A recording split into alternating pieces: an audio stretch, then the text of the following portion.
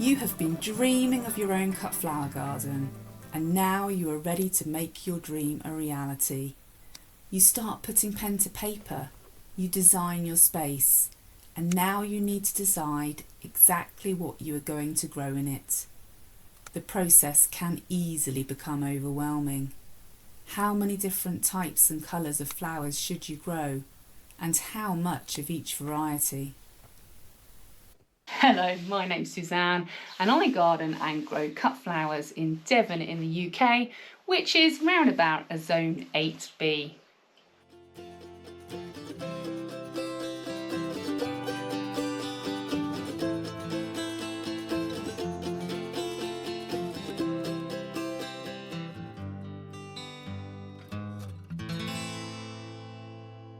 "12 months ago I made a video titled Top 10 Cut Flowers to Grow in 2024. I found the process of whittling my seed selection down to only 10 varieties of cut flower very difficult. It ended up being more of a process of elimination than an actual choice.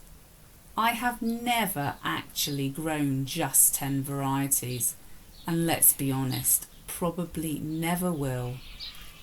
Which varieties to grow really depends on what you are growing them for, and ultimately what you intend to do with your crops when you harvest them. One of the reasons I found the whole process so difficult is because I could not really answer that question. I had no clear vision. Was I growing to sell for events? Was I growing for retail? Or was I really just growing for myself? There are so many different types of cut flower grower, and the way that each individual chooses to grow and sell their flowers can vary in so many ways. Those of you that perhaps sell your flowers as market bouquets or from a farm stand are quite likely going to need to make up vast quantities of bouquets all in one go, meaning that both cutting the flowers and building the bunches need to be fast and efficient. This can often mean using bouquet recipes that are repeated over and over again, requiring entire rows of the same type of flower. Some of you may be selling wholesale flowers and will likely need to grow metres and metres of the most popular flowers and colours. My growing and selling practices just don't fit within these categories. I only ever make bouquets to order.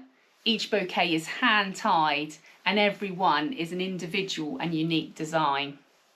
The flowers that I arrange and sell are predominantly purchased as gifts for special occasions, so my customers are generally looking for something extra special. My designs are inspired by a country garden. This requires the flowers to have a wild and just gathered look. And this of course affects which type of flowers I like to have available to cut in my garden.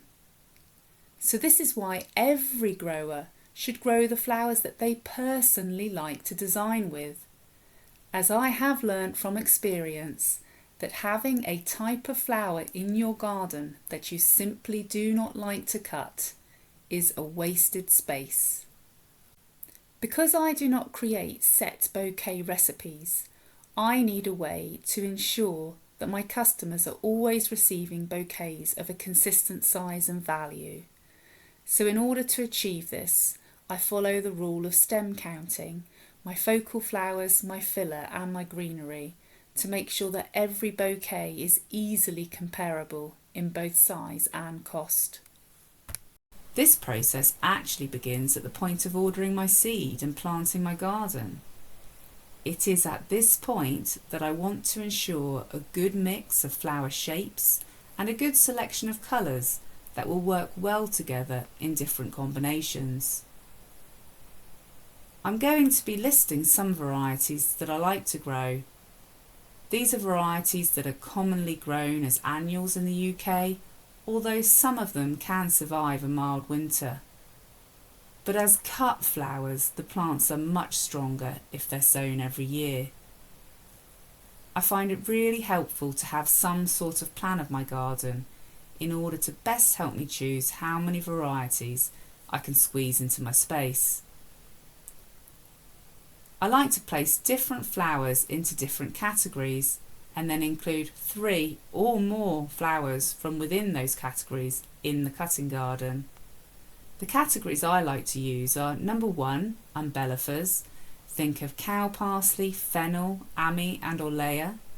I've grown lots of different umbellifers over the years, but my top picks for 2025 have to be Florists Dill, and I missed a year last year with this one, but I'm bringing back Didiscus, and I always love to grow Daucus, which is wild carrot, and I especially like to grow both the white and the purple. Category number 2 is some sort of line flower. Think of long tall things such as gladioli, foxglove and delphiniums. All so beautiful and very useful in large installations. My top picks this year have to be stock, and for the first time I'm going to be growing the quartet variety along with my usual staples. This variety can actually be pinched out and produce more than one flower per plant. Antirrhinums or snapdragon, and I do not hide the fact that my favourite variety is the Chantilly, and particularly Chantilly bronze. And then of course larkspur. I just love this, but unfortunately so do the slugs. So a top tip is to absolutely sow way more than you think you'll need. Available in so many colours, but my favourites are definitely Misty Lavender and Little Boy Blue. Category 3. Think of round flowers, calendula, marigold, sunflowers, which are all varieties often grown in my garden. But my top picks for 2025 have to be zinnias, which I never thought I would say that, but having installed my polytunnel, my zinnias are better than they've ever been before. I would love to try Cinderella, but my top pick this year is Queen Lime Orange. Cosmos, one of the first things I've ever grown from seed. I love apricotta for arrangements as it just seems to go with everything. And for bouquets, I love to grow the doubles. This year I'm growing double click cranberry and double bonbon pink bicolour, which is a recent addition despite the fact I said I wasn't going to buy any more seed. And the next choice is something I cut and cut and cut. Rebecca or black-eyed Susan. I grow Goldilocks in the cottage garden, but my favourites are cherry brandy, and my top pick for 2025 has to be Sahara. Its muted tones fit very well with my design style. Category number 4.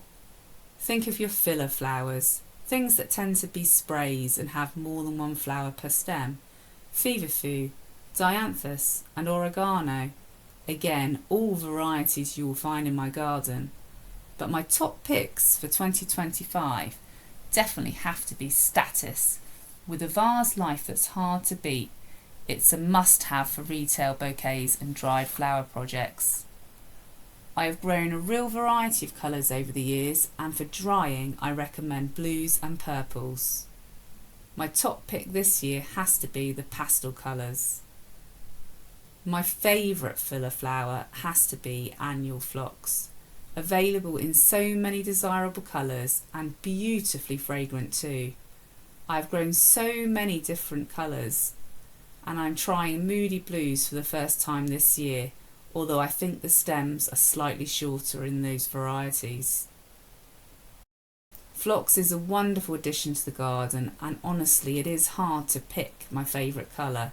So for that reason I'm going to grow a couple of the mixed selections, including Tapestry and Art Shades.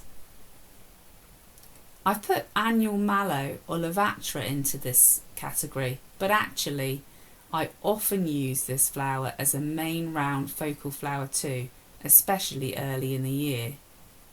It can play so many roles. I grew this for the first time in 2023. I grew the colour Silver Cut, which is very pink. It was so incredibly useful as a cut flower, flowering nice and early on strong stems. So in 2024 I added dwarf pink blush to the garden and I was not disappointed. Category number 5 for me is the finishing touch. Not impactful enough to be focal, but for me complete the garden style I'm looking to create. I consider things like cornflowers, straw flowers and crown daisy perfect for this. And my top picks for 2025 are Nigella, Love in a Mist. I've grown so many colours of Nigella. One of my favourite is Albion Black Pod, which is a white flower with a beautiful dark seed pod, perfect for dried flower projects. In 2023 I grew Delft Blue for a wedding and it was so lovely. I'm looking forward to growing that one again. Scabious, pinkish in flower, a bit fiddly to cut, but I just love the wiry stems, allowing the flowers to almost float. I've grown so many colours and plenty of mixes. This year I'm growing Salmon Queen and Summer Fruits, which is my go-to mix. And new to me this season, Oxford Blue. The next one is definitely the pollinator's favourite and is ideal as a green manure, and for me one of the easiest cut flowers to grow. It will need some form of support. I am of course talking about Phacelia. If you don't know yet, I have a passion for floral design. So for me, I love growing all those dainty and fiddly and perhaps to a large scale grower, less profitable flowers. Now, you, myself, I think we're all agreed we want to grow cut flowers, we love cut flowers. And it doesn't matter if you are growing flowers just to cover your costs, because you want a profitable business. You may be giving your flowers to charity or just to loved ones and neighbours and family. None of that matters. You can choose what you grow, how much of it you grow, and it doesn't matter what anybody else is doing. Your garden and your bouquets are up to you. It's a personal design and artistic process, and it would be really dull if we were all creating and doing exactly the same. I just want to share with you my absolute joy of growing and designing with cut flowers, and really hope that if you haven't already had a go at it, that I can encourage you. Why not? There's no reason not to do it. And because I am in charge of my own garden and I'm in charge of my own business, I do not need to fill my beds with metres and metres of the same type of flower. I can grow more varieties, yes, more varieties in less space. And yes, this entails more work, more seed sowing, more nurturing, but for me, absolutely way more reward. So even in my little cut flower patch, I have space for all of my favourites and lots of lovely little extras too. In my cut flower patch, I tend to grow things in metre squared sections. Although in the past I've even done 75 centimetres by a metre, because honestly, for the type of work I'm doing, sometimes there are some things that a metre of it is too much. And in fact, some of the things I grew for the first time last year, I've realised that perhaps a metre squared was possibly a bit too much of it. So obviously, depending on what you're growing, and we'll talk a little bit about spacing when we get to planting out at some point in the future, because there are some things like larkspur that you can fit loads and loads in a metre squared, whereas other things like calendula need to be spaced much further apart. And we'll go into everything about spacing at some point in the future. So if you're thinking, if you're sowing a big packet of seed and it's got 200 seed, I mean, this is why I've got loads of ends of packets of seed, because I'm not sowing huge lengths, metres and metres of seed. I don't need 200 snapdragon seeds. So the fact that I've said I'm sowing all these seeds, even though germination is likely to poor, it is very likely I am actually going to have too many plants. But don't worry. Those plants that are in addition to the ones I need in the cut flower patch will make their way to the cottage garden where they will fill in any gaps. I've been doing my maths I will actually try and put this up on the screen properly. This is just a really basic map of my beds where I sort of work out what is going where. And I've done my maths, and I've worked out that I'm going to have 4 5-metre beds, 2 6-metre beds, and 2 4-metre beds this year for my annual flowers. And that doesn't include any perennials or biennials. And if I'm planting in my metre squared sections, I mean, I hope I did the maths right. That could be 40 different varieties of cut flower. And that would be if I only allocated one variety to each of those metres squared. However, I do tend to like to succession sow my most cut from varieties. And if we take last year as an example, last year I had, I think, 3 successions of Phacelia, of Larkspur, and of Snapdragons. This is off the top of my head. 2 successions of Ami, Daucus, Levatra, and there was one more I had 2 successions of. Oh, Argyratum, that was it. This year won't be an exception. I will definitely like to succession sow, just because those are flowers that I like to be able to cut from a longer period of time.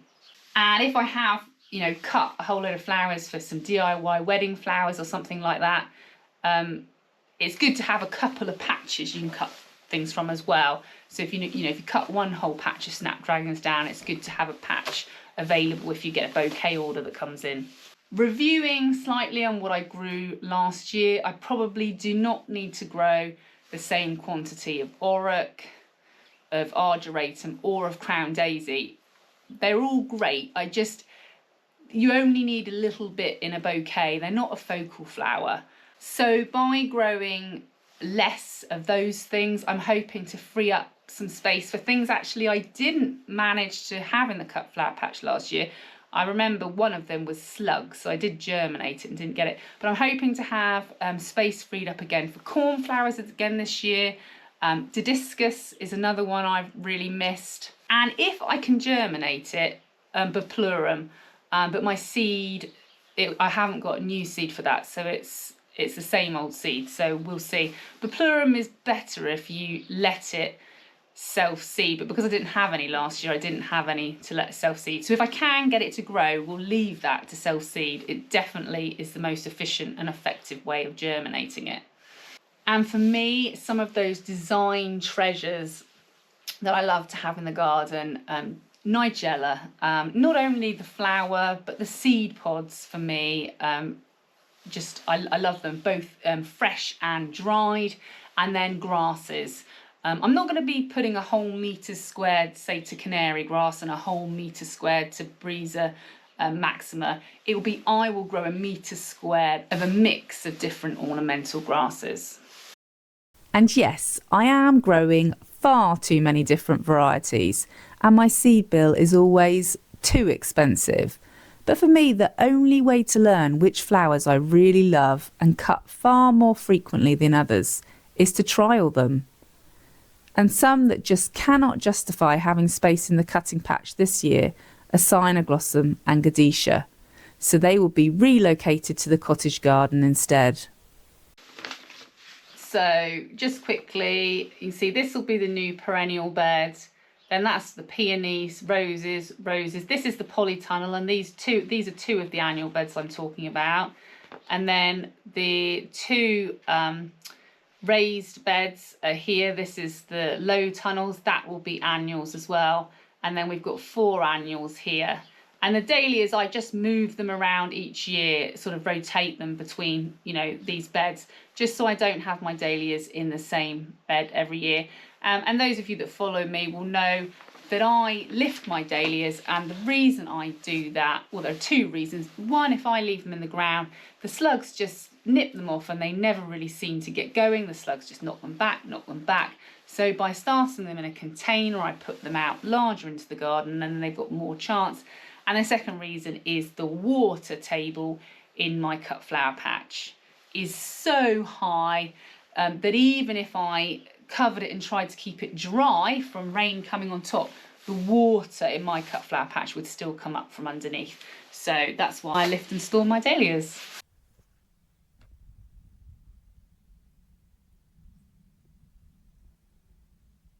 There is absolutely nothing wrong with bouquet recipes or being able to build a bouquet in 30 seconds flat. To make a profitable business, this is probably the great and the best strategy. For me personally, both growing and arranging my flowers is a creative journey. I don't necessarily want to be the quickest or the richest. I want to be the happiest. A huge thank you to all of you, because you go some way to making me happy. Your comments are just, you're just all so lovely. It really encourages me to make these videos, so thank you to all of you. To those of you that have been following my journey for some time, and for those of you that have found me more recently, do let me know in the comments, are you going to be planning your cut flower patch so that you're going to be heading for profit, you're going to be growing more of fewer varieties and selling your bouquets at markets? What sort of business model are you aiming for? Or is it a business model at all? Are you just looking to grow flowers because you love them and you want to have beautiful bouquets? I'd love to know, because I'd really like to get an idea of what the community is here. Or is your business model completely different to either of those? Please do let me know in the comments. I love to communicate with you. If you did like this video, please do give it a thumbs up. And if you'd like to follow my growing and flower arranging and gardening journey, then you can subscribe to my channel. And if you'd like to contribute towards the making of these videos, you can buy me a coffee, and the link for coffee buying is in the description to the video. Thanks again for watching, and I'll see you next time.